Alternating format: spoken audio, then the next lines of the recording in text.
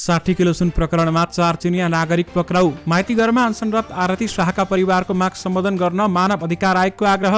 संघीय निजामती ऐन 1 सप्ताहभित्रै सदनमा दर्ता हुन्छ भन्दै उपप्रधानमन्त्री खड्काको भनाई। सूर्यविनायक नगरपालिकामा 2 दिन विद्यालय बन्द। विमानस्थलको सुरक्षा व्यवस्थापनमा व्यापक हेरफेर ल्याउनुपर्छ भन्दै प्रधानमन्त्री प्रचण्डको भनाई। नेपालमा 5 वर्ष मुनिका 4 मध्ये 1 जनामा पुड्कुपन। 1 लाख टन चामल माग्दै नेपालले लेख्यो भारतलाई पत्र। चितवनमा 7 सवारी साधन एकै ठाउँमा ठोक्किए, 20 जना घाइते। करिब 7 अर्ब आन्तरिक ऋण उठाउँदै सरकार। राष्ट्रपति रामचन्द्र पौडेल र एमाले अध्यक्ष केपी शर्मा ओलीबीच भेटवार्ता। बालबालिकामाथि यौन दुर्व्यवहार गर्ने प्रहरी जवानलाई कारबाहीको माग गर्दै राजमार्ग अवरुद्ध। डिजलको भाउ बढेको भोलिपल्टै बढ्यो गाडी भाडा। कम्पनी पब्लिक हुने बित्तिकै आइपिओ जारी गर्न सक्ने पुँजी बजारमा आए नयाँ नियम। किता काटको निर्णय कार्यान्वयन गर्न 3 महिना लाग्यो भन्दै प्रधानमन्त्री प्रचण्डको भनाई।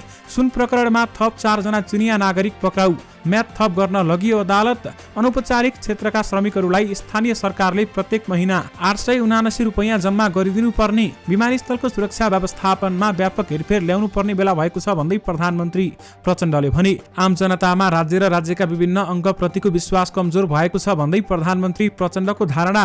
राष्ट्रपतिले केपी ओलीलाई भने संसदको गतिरोध अन्त्य गर्नु पर्यो। सार्वजनिक सवारी साधनको भाडा बढ्यो। कहाँ कति यसबारे महत्त्वपूर्ण जानकारी। रासोपाका सभापति रविलामी छाने र चिनिया राजदूत सोङबीच भेटवार्ता। लामखुट्टेको लार्वा खोजेर नष्ट गर्न 3 तहका सरकारलाई राष्ट्रिय मानव अधिकार आयोगको आग्रह। प्रहरी जवानमाथि यौन दुर्व्यवहारको आरोप। कक्षा 12 को नतिजा अंग्रेजी विषयमा किन देखियो कमजोर, यसबारे महत्त्वपूर्ण जानकारी। मिटरब्याजी साहुबाट ऋणीलाई फिर्ता भयो 100 बिघा भन्दा बढी जग्गा। गैर कानुनी कार्य गर्ने म्यानपावरमाथि आक्रामक बन्दै विभाग।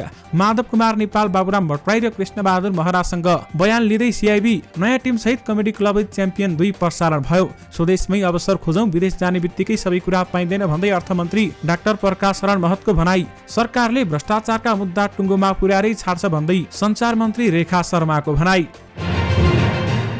दर्शक महानुभावहरू नमस्कार। स्मार्ट खबरको न्युज अपडेटमा यहाँहरूलाई हार्दिक स्वागत छ। म आर्यन न्युपानी। सदाझै आज पनि हामी उपस्थित भएका छौँ आजका महत्त्वपूर्ण समाचारहरू लिएर। हामीलाई अन्तिमसम्म हेर्नुहोला अनि हाम्रो मेहनतका लागि यो भिडियोमा एउटा लाइक अवश्य गर्नुहोला। दर्शक महानुभावहरू पल पलको न्युज अपडेटका लागि हाम्रो च्यानललाई सब्स्क्राइब गरी नजिकै आउने बेल आइकनलाई क्लिक गर्नुहोला। कहाँबाट हेर्दै हुनुहुन्छ अनि के कस्तो लाग्दैछ आफ्ना कुराहरू तलको कमेन्ट बक्समा कमेन्ट गर्नुहोला। दैनिक रूपमा हेर्नुहुन्छ भने रेगुलर भनेर लेख्नुहोला। आज पहिलोचोटि हो भने टाइम लेखिदिनु होला। दर्शक महानुभावहरू देशभित्रबाट हेर्नु भएको छ भने आफू रहेको गाउँ ठाउँ सहर अनि जिल्लाको नाम लेखिदिनु होला। यदि विदेशबाट हामीलाई हेर्नु भएको छ भने कुन देशबाट हेर्नु भएको छ त्यो कुरा पनि तलको कमेन्ट बक्समा कमेन्ट गरिदिनु होला। आउनुहोस् दर्शक महानुभावहरू आजका मुख्य समाचार सुरु गरौँ। 60 किलो सुन प्रकरणमा 4 चिनिया नागरिक पक्राउ परेको प्रसङ्गबाट। 60 किलो सुन बरामद प्रकरणमा प्रहरीको केन्द्रीय अनुसन्धान ब्युरो सिआइबीले 4 जना चिनिया नागरिकलाई पक्राउ गरेको छ। केन्द्रीय प्रहरी प्रवक्ता डीआईजी कुबेर कठायतका अनुसार पक्राउ पर्नेमा 3 महिला र 1 जना पुरुष रहेका छन्। मंगलबार राति राजधानीका विभिन्न स्थानबाट तियानमी, बिन्तङ, डेङ सेक्फा र लिङ नेङकाई पक्राउ परेका हुन्। सुन तस्करी प्रकरणमा संलग्नता देखिएपछि उनीहरूलाई राजस्व छली तथा संगठित अपराधको कसुरमा अनुसन्धानका लागि म्याद थप गर्न जिल्ला अदालत काठमाडौँ लगिएको कठायतले बताए। राजस्व अनुसन्धान विभागले 3 साउनमा सुनसहितको 155 किलो सुन ब्रेक सु बरामद गरेको थियो। तर मंगलबार गालेर जोग्दा 60 किलो मात्रै सुन भएको खुलेको थियो। विभागले गरेको पत्राचारका आधारमा कालो सूचीमा परेका 3 चिनिया नागरिकलाई अर्धगमन विभागले पक्राउ गरेर सोमबार ब्युरोलाई बुझाएको थियो। ती मध्ये कसैको पनि सुन तस्करी प्रकरणमा संलग्नता नदेखिएको भन्दै सिआइबीले छोडेको थियो। जोङछ्याङ चाहिएको बेलामा उपस्थित हुने गरी छुटेका छन् भने झाओ हुङ र ताङजिङको साथमा 31,80,000 रुपियाँ बरामद भएको। थप कारबाहीका लागि राजस्व अनुसन्धान विभाग पठाइएको प्रहरीले जनाएको छ।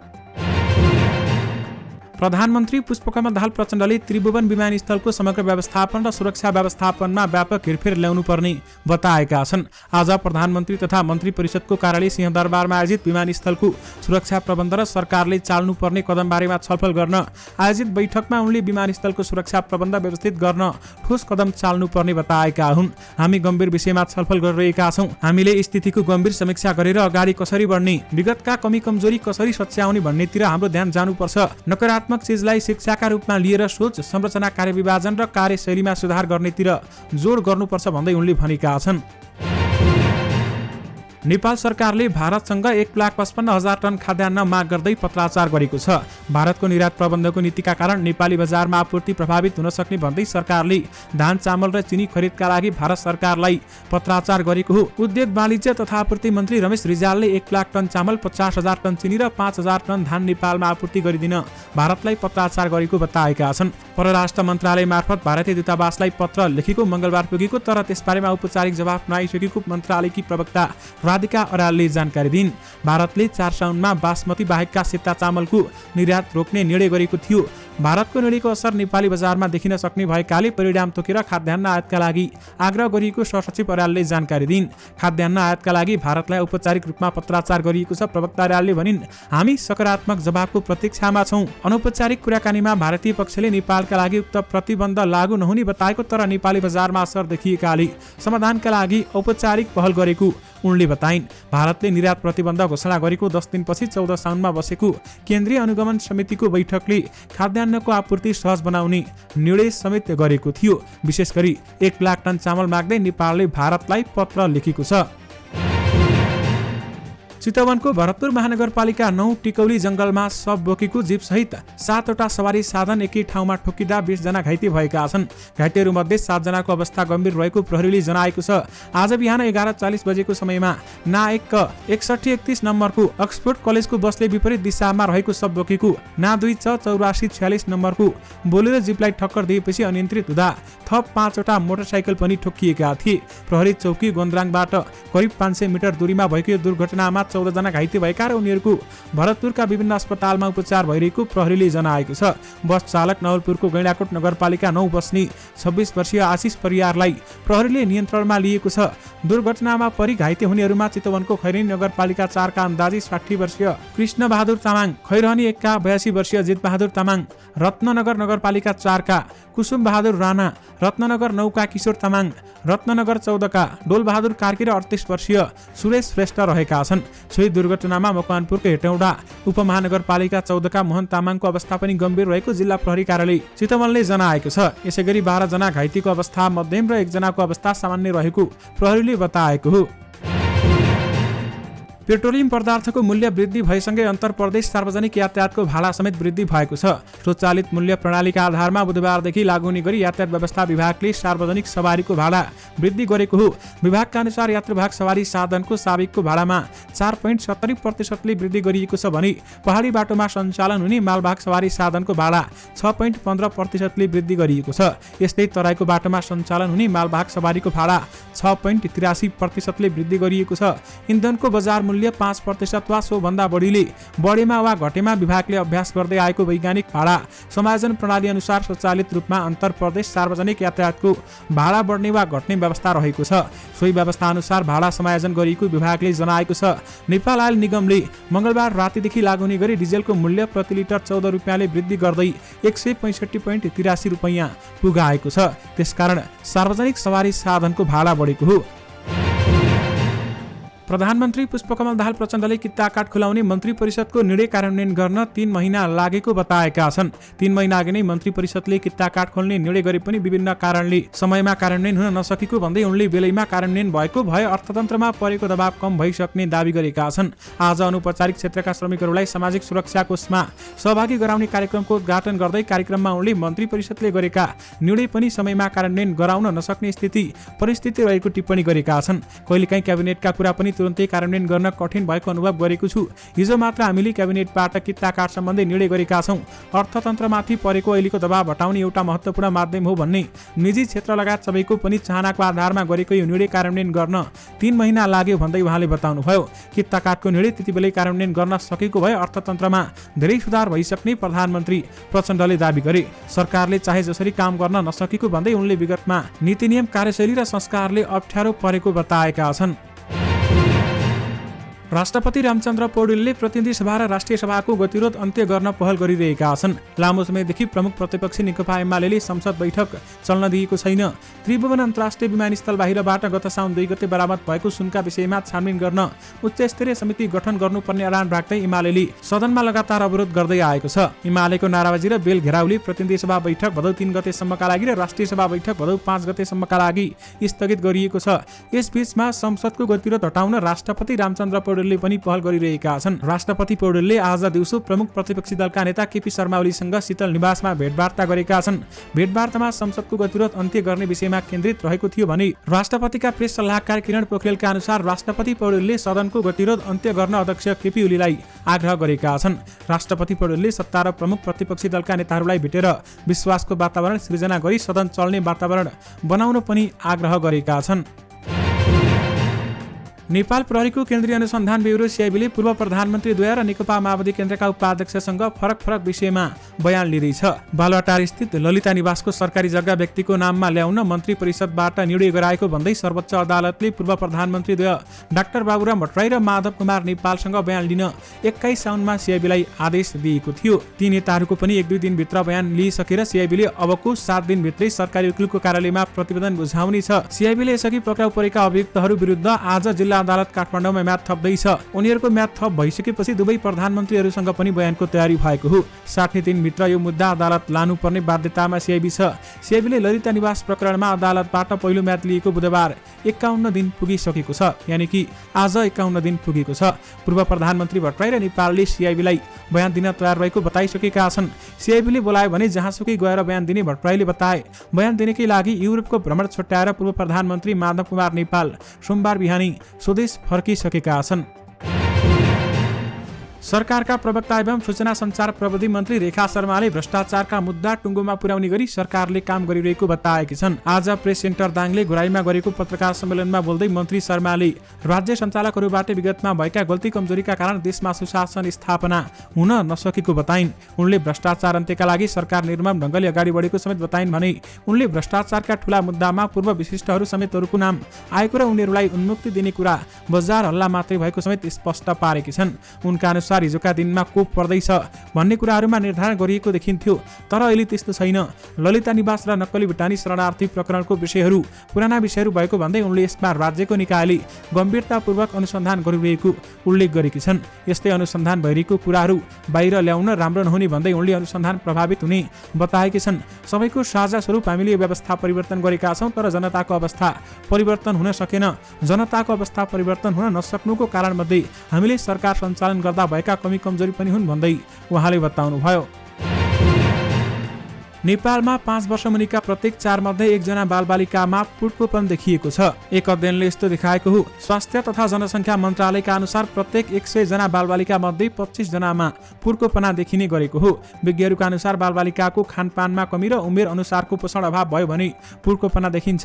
स्वास्थ्य सेवा विभाग परिवार कल्याण महाशाखा अन्तर्गत पोषण शाखा प्रमुख लीला विक्रम थापाले नेपाल स्वास्थ्य जनसाङ्ख्यिक सर्वे सन् 2022 को तथ्याङ्क अनुसार नेपालमा प्रत्येक 4 जना मध्ये 1 जनामा पुड्कोपना रहेको र पछिल्लो वर्ष यता पुड्कोपनामा सुधार भएको बताएका छन्। नेपाल स्वास्थ्य जनसाङ्ख्यिक सर्वे सन् 2016 अनुसार प्रत्येक 100 जना मध्ये 36 जना बालबालिकामा पुड्कोपना रहेको थियो भने न्युज एजेन्सी नेपालसँगको कुराकानीमा थापाले पुड्कोपनाको प्रमुख कारण पोषणको अभाव रहेको भन्दै घर परिवार सचेत हुँदा पुड्कोपनामा सुधार आउने बताएका छन्। उनले पुड्कोपना दीर्घकालीन कुपोषणको सङ्केत रहेको भन्दै यसलाई कम गर्न खानपानमा सुधार ल्याउनु पर्ने बताएका छन्। थापाले आमाले गर्भमा हुँदा खानपान र सुत्केरी भइसकेपछि बच्चालाई जति सक्दो छिटो स्तनपान 6 महिनासम्म पुनः र 2 वर्षसम्म स्तनपान गराउने कुरामा विशेष जोड दिनुपर्ने बताएका छन्। नेपाल सरकारले विकास ऋण मार्फत 5 अर्ब 84 करोड आन्तरिक ऋण उठाउने भएको छ। 28 साउन आइतबार विकास ऋण पत्र बुलकबल मार्फत 6 वर्षका लागि उक्त आन्तरिक ऋण परिचालन गर्ने भएको हो भने विकास ऋण पत्र 2086 ट नाम दिएको उक्त ऋण पत्रको बुलकबल 32 साउनमा र निष्कासन 1 भदौमा हुनेछ। ऋण पत्रको ब्याज दर बुलकबलबाट तय हुने नेपाल राष्ट्र बैंक मौद्रिक व्यवस्थापन विभागले जनाएको छ भने बुलकबलवालाले कबल गरेको ब्याज दरलाई सानोदेखि ठूलो क्रममा मिलाएर राखी बाँडफाँड गरिने रकमसम्ममा कायम भएको कटअफ ब्याज दरलाई एक दर ब्याज दर कायम गरी हुने राष्ट्र बैंकले जनाएको छ। उक्त ब्याज दर र त्यसभन्दा तलका सबै बुल्कबुलालाई सोही एकल ब्याज दरमा ऋण पत्र उपलब्ध हुनेछ। ऋण पत्रमा बैंक तथा वित्तीय संस्था, गैर बैंक वित्तीय संस्था, बीमा कम्पनी, संगठित संस्था तथा नेपाली नागरिकले बुल्कबुल पेश गर्न सक्नेछन्। ऋण पत्र धितो राखी कर्जा लिन र दिन पाइनेछ भन्दै बताइएको छ। करिब 6 अर्ब आन्तरिक ऋण सरकारले उठाउने भएको छ। बालिकामाथि यौन दुर्व्यवहार गर्ने प्रहरी जवानलाई कारबाहीको माग गर्दै धनुषाको लालगढमा स्थानीय बासिन्दाले राजमार्ग अवरुद्ध गरेका छन्। मंगलबार राति करिब 10 बजे स्थानीय 14 वर्षीय बालिकालाई चौकीमा प्रहरी जवान रूपेश चौधरीले यौन दुर्व्यवहार गरेको आरोप लगाएको प्रहरीले जनाएको छ भने प्रहरी जवान चौधरीलाई मंगलबार राति नै प्रहरीले पक्राउ गरेर हिरासतमा राखेको छ। जिल्ला प्रहरी कार्यालय धनुषाका प्रहरी परीक्षक एसपी विश्वराज खड्काले आरोपित प्रहरी जवानलाई पक्राउ गरेर अनुसन्धान गरिरहेको जानकारी दिए। आरोपी जवानलाई संरक्षण नगर्न खबरदारी गर्दै स्थानीय बासिन्दाले मिथिला नगरपालिका 9 ललागढ स्थित प्रहरी चौकी घेराउ र पूर्व पश्चिम राजमार्ग अवरुद्ध गरेका छन्। पौने 12 बजेदेखि स्थानीयले राजमार्ग अवरुद्ध गरेको वडा नम्बर 9 का वडा अध्यक्ष सबिन विक्रम थापाले बताउनुभयो। थापाका अनुसार प्रहरीको ड्रग शाखामा कार्यरत रूपेश चौधरी सहित 2 जना प्रहरी कर्मचारी गाउँ आएका थिए। त्यति बेलामा बालिकालाई बोलाएर यौन दुर्व्यवहार गरेको उनको भनाइ रहेको छ। राति नै ती प्रहरी जवानलाई प्रहरीले अधिकृतको उपस्थितिमा सार्वजनिक माफी माग्नुपर्ने र कानुनी कारबाही गर्नुपर्ने भन्दै स्थानीयले माग राखेका छन्। प्राइभेट लिमिटेड कम्पनी पब्लिकमा रूपान्तरण हुनासाथ धितोपत्रको प्रारम्भिक सार्वजनिक निष्कासन आइपिओ जारी गर्न पाउने भएका छन्। मंगलबारको मन्त्री परिषद बैठकले धितोपत्र दर्ता र निष्कासन 7 अधिवेशन नियमावली 2080 लाई स्वीकृत गर्दै पुँजी बजारमा केही नयाँ प्रावधानहरू लागू गर्न स्वीकृति दिएको छ।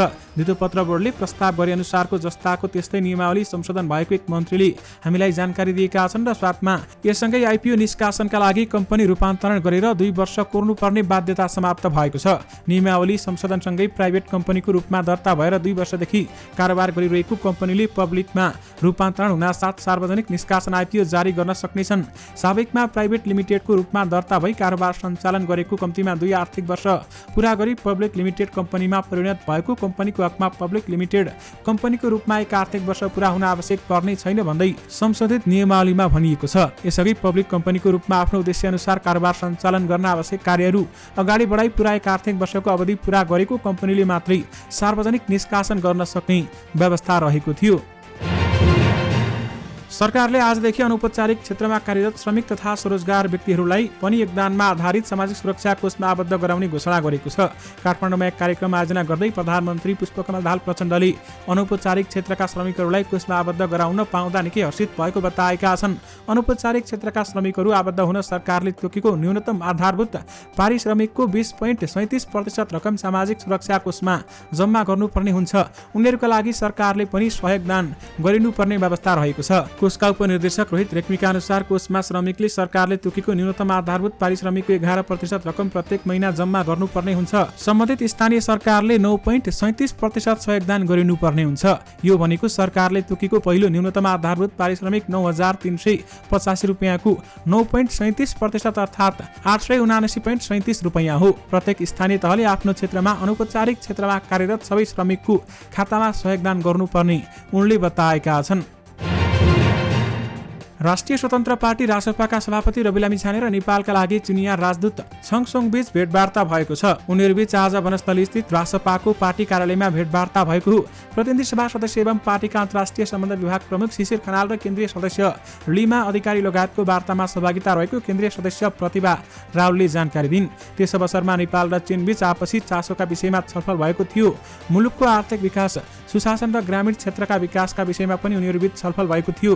राजदूत सोङले उत्तरी सीमा क्षेत्रमा भएको समस्याप्रति आफ्नो ध्यानाकर्षण भएको र सो बारेमा यथाशीघ्र समाधानका पहल गरिने बताएका छन्। सभापति लामिछानेले आफ्नो दल पनि एक चीन नीतिप्रति अडिग रहेको अवगत गराएका थिए।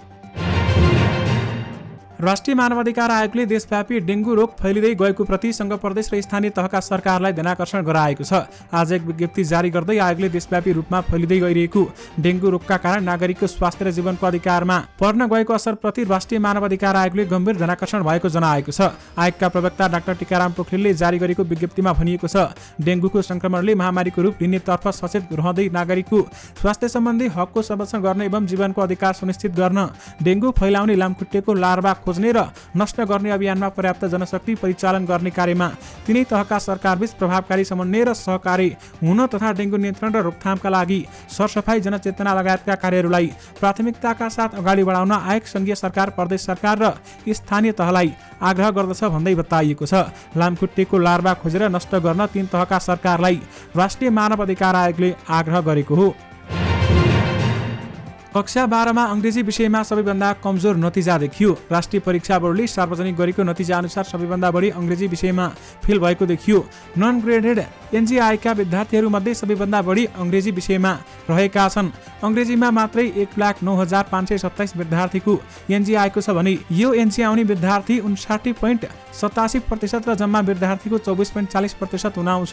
यो वर्षको परीक्षामा नियमित आंशिक, ग्रेड वृद्धि र आंशिक गरेर 4,48,837 विद्यार्थी परीक्षामा सम्मिलित भएका थिए। तीमध्ये 1,82,926 विद्यार्थीको नतिजा नन ग्रेडेड एलजी अर्थात् फेल भए। यो सङ्ख्या जम्मा विद्यार्थीको 49.9% हुन्छ, जुन 2079 को तुलनामा 2.81% कम हो। अघिल्लो वर्ष 1,88,410 विद्यार्थीको एनजी आएको थियो। असोज 6 र 7 गते हुने ग्रेड वृद्धि परीक्षामा 1,23,396 विद्यार्थीले ग्रेड वृद्धि परीक्षा दिन पाउनेछन्। विशेष गरी कक्षा 12 को नतिजामा अङ्ग्रेजी विषयमा धेरै कमजोर देखिएको पाइएको छ।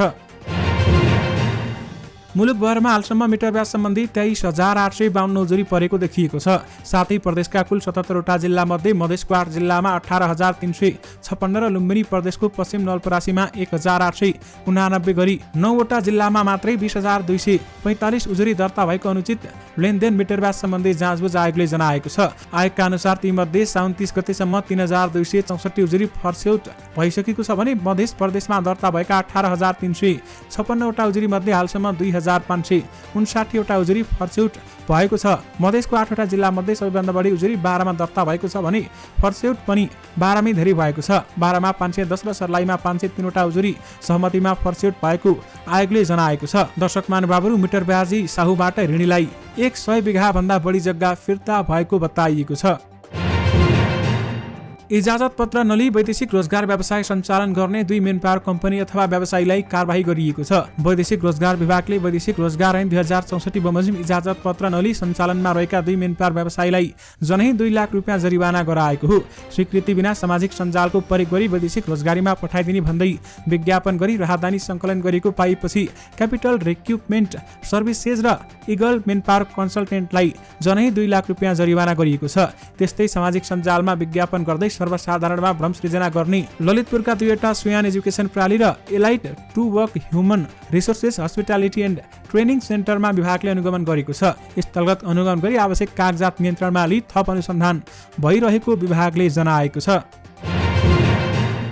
कमेडी क्लब विथ च्याम्पियन बन्द भएको 1 महिनाभित्रै दोस्रो सिजन सोमबारबाट ल्याइएको छ। दोस्रो सिजनमा कार्यक्रम उद्घोषकमा एमन श्रेष्ठ रहेका छन् भने अध्यक्षको आसनमा हास्य कलाकार राजाराम पौडेल रहेका छन्। यसअघि सिजन 1 मा विशाल भण्डारी र उनको टिमले चलाउँदै आएका थिए। कार्यक्रमको अध्यक्षको भूमिकामा निर्देशक तथा अभिनेत्री दीपाश्री रहेकी थिइन्। कार्यक्रमको उत्पादकी एडभर्टाइजिङले पुरै नयाँ टिम बनाएर कमेडी क्लब विथ च्याम्पियन 2.0 प्रसारणमा ल्याएको छ। यस सिजनमा रोशन सुवेदी, अजय रेग्मी, डोरेश खतिवडा, सुचित्रा उप्रेती, अर्पण तामाङ लगायत नयाँ कमेडियनहरूको आगमन भएको छ। यसअघिको सो कार्यक्रममा सुमन कार्की, म्याक्सम गौडेल, कैलाश कार्की, पवन भट्टराई जस्ता कलाकारहरू रहेका थिए। पहिलो एपिसोडमा अभिनेता राजेश हमाललाई अतिथिका रूपमा बोलाइएको छ। अर्थमन्त्री डाक्टर प्रकाश शरण महतले उद्यमशीलता विकासको अवसरमा विदेशभन्दा धेरै स्वदेशमा रहेको र यसको नेतृत्व युवाले गर्नुपर्ने बताएका छन्। राष्ट्र निर्माण मञ्च नेपाल र उद्यमशील युवा सृजनशील युवा राष्ट्रिय अभियानले आज काठमाडौँमा आयोजना गरेको इन्टरप्रेन्योरशिप मोटिभेसन कन्क्लेभलाई सम्बोधन गर्दै उनले विदेश जाने बित्तिकै सबै कुरा प्राप्त गर्न सकिन्छ भन्ने भ्रमबाट युवाहरूलाई मुक्त गर्न जरुरी छ भनेका छन्। हामी कहाँ विकास हुन बाँकी छ, यसकारण हामी यहाँ अवसर प्रशस्त छ। विदेशमा सबै भौतिक सुविधा हुँदा पनि त्यहाँ खुसी छैन। बाहिरबाट सबै सुविधा देखिए पनि भित्र खोक्रो छ। अर्थमन्त्री डाक्टर महतले भने अवसर हेर्ने सोचमा आँखा चाहियो। यही अवसर खोज्नेलाई सरकारले अनुदान, सस्तो ऋण, कर छुट लगायतका सुविधा दिइरहेको छ। अहिले युवाहरूमा विदेश गएन भने आफ्नो हैसियत सानो र कमजोर भएको भन्ने गलत सोचाइ हावी हुँदै गएको छ, जुन चिन्ताको विषय हो। अर्थमन्त्री डाक्टर महतले मुलुकको अर्थतन्त्र लयमा फर्किएको र आर्थिक समृद्धिको लक्ष्य हासिल गर्न सकारात्मक सोच राख्नुपर्ने बताएका छन्। उनले विदेशमा आर्जित पुँजी र सिप नेपालमा प्रयोग गर्न जोड दिएका छन्। अहिले पर्यटन क्षेत्र सुधार हुँदै गएको र सूचना प्रविधिका क्षेत्रमा पनि नेपालको राम्रो सम्भावना देखिन थालेको बताएका छन्। स्वदेशमै अवसर खोजौं, विदेश जाने बित्तिकै सबै कुरा पाइँदैन भन्दै अर्थमन्त्री प्रकाश शरण महतले बताउनु भएको छ। राष्ट्रिय मानवाधिकार आयोगले माइती घरमा अनसनरत धनु शाहकी आरती शाहका परिवारका सदस्य र आरती रावलको माग सम्बोधन गर्न सरकारलाई आग्रह गरेको छ। आज आयोगले एक विज्ञप्ति जारी गरी निरन्तर अनसनका कारण उनीहरूको स्वास्थ्यमा पर्न सक्ने जोखिमप्रति संवेदनशील हुँदै संवादको माध्यमबाट समस्या हल गर्न र माग सम्बोधन गरी अनसनरत व्यक्तिको मानव अधिकारको रक्षा गर्न आग्रह गरेको हो। आरती शाहको मृत्युको घटनामा दोषीलाई कारबाही गर्नुपर्ने माग राखेर करिब 2 महिनादेखि शाहका आफन्तहरू माइती घरमा अनसनमा बसेका छन्। त्यस्तै वैवाहिक बलात्कारको आरोपमा दोषीलाई प्रभावकारी कारबाहीको माग गर्दै आरती रावल अनसनमा बसेकी छन्। वर्षातको समयमा निरन्तर अनसनमा बसेका कारण अनसनरत व्यक्तिहरूको स्वास्थ्य र दैनिक खानपानमा समेत समस्या भएको अनुगमनको क्रममा पाइएको छ भने आयोगका प्रवक्ता सहसचिव टीकाराम पोखरेलले यसबारेमा जानकारी गराएका हुन्। उपप्रधानमन्त्री एवं रक्षा मन्त्री पूर्णबहादुर खड्काले संघीय निजामती ऐन 1 साताभित्रै सदनमा दर्ता हुने जानकारी गराएका छन्। नेपाल निजामती कर्मचारी युनियन केन्द्रीय कार्यसमितिद्वारा आयोजित प्रशिक्षणमा कार्यक्रममा उनले निजामती विधेयक चालु अवधिमै सदनमा दर्ता भई छलफल अघि बढ्ने बताएका छन्। विधेयक छिट्टै सदनमा दर्ता हुन्छ, पहिलेको तुलनामा धेरै उन्नत, समृद्ध र वैज्ञानिक बनाउने कोसिस गरिएको छ भन्दै उनले भने संविधान जारी भएको 8 वर्ष पूरा भइसक्दा समेत संघीय निजामती ऐन जारी नभएपछि सरकारले काम गर्ने तरिका र प्राथमिकताका विषयमा आलोचना हुँदै आएको छ। सुशासन प्रदान गर्ने सन्दर्भमा देखिएको निर्णय प्रक्रियामा हुने ढिलासुस्ती हटाउन सुधारको कार्ययोजना अघि बढाएको उल्लेख गर्दै उपप्रधानमन्त्री खड्काले पैसाको अभावले मात्र नभई जनजटिलो निर्णय प्रक्रियाका कारण लक्ष्य अनुरूप पुँजीगत खर्च नहुँदा विकास र समृद्धिका मुद्दा ओझेलमा पर्दै आएकामा सुधारको खाँचो औँलाएका छन्। संघीय निजामती ऐन 1 साताभित्रै सदनमा दर्ता हुन्छ भन्दै उपप्रधानमन्त्री पूर्णबहादुर खड्काले बताउनुभयो। भक्तपुरको श्रीविनायक नगरपालिकाले बिहिबार र शुक्रबार 2 दिन सबै विद्यालयहरू बन्द गरेको छ। आँखा पाक्ने रोगले विद्यार्थीहरूलाई पठन पाठनमा समस्या भएको भन्दै 3 भदौसम्मका लागि विद्यालय बन्द गरेको नगरपालिकाले जनाएको हो। हिउँदे विदाबाट कट्टा हुने गरी नगरपालिकाको सबै सामुदायिक र संस्थागत विद्यालयमा विदा दिएको नगरपालिकाले जनाएको छ। यसअघि काठमाडौँको गोकर्णेश्वर नगरपालिका र भक्तपुरको मध्यपृथ्वी नगरपालिकाले आँखा पाक्ने रोगको कारण सबै विद्यालय बन्द गरिसकेको छ। महालेखा परीक्षकको कार्यालयले आर्थिक वर्ष 2080-81 को लेखा परीक्षणको तयारी सम्बन्धी कामको जानकारी गराएको छ। आज प्रधानमन्त्री तथा मन्त्री परिषदको कार्यालय सिंहदरबारमा भएको बैठकमा कार्यवाहक महालेखा परीक्षक महेश काफेले कार्यालयको वस्तु स्थिति र आगामी योजना एवं कार्यतालिका बारेमा ब्रिफिङ गरेका हुन्। कार्यालयले 3 चरणको कार्यतालिका बनाएर देशभरिका सरकारी कार्यालयहरूको लेखा परीक्षण गर्ने जानकारी गराएको छ। लेखा परीक्षणका लागि उपसचिव स्तरको अडिटर र अधिकृत स्तरका लेखा परीक्षकहरू खटिने कार्यालयले जनाएको छ। छलफलमा प्रधानमन्त्री पुष्पकमल दाहाल प्रचण्डले सरकार सुशासन, वित्तीय अनुशासन र पारदर्शितामा गम्भीर रूपमा लगेको बताउँदै राज्यका सबै अङ्गले जनताको विश्वास आर्जन गर्ने गरी काम गर्नुपर्ने बताएका छन् र साथमा आम जनता, राज्य र राज्यका विभिन्न अङ्गप्रतिको विश्वास कमजोर भएको छ भन्दै प्रधानमन्त्री प्रचण्डले बताउनुभयो। दर्शक महानुभावहरू, यो सँगै तपाईँहरूमाझ आजका सबै मुख्य समाचारहरू राखिसकेका छौँ। फेरि पनि तपाईँहरूमाझ नयाँ मुख्य समाचारहरूको साथमा उपस्थित हुने नै छौँ। अहिलेलाई भने मलाई बिदा दिनुहोस्। नमस्कार।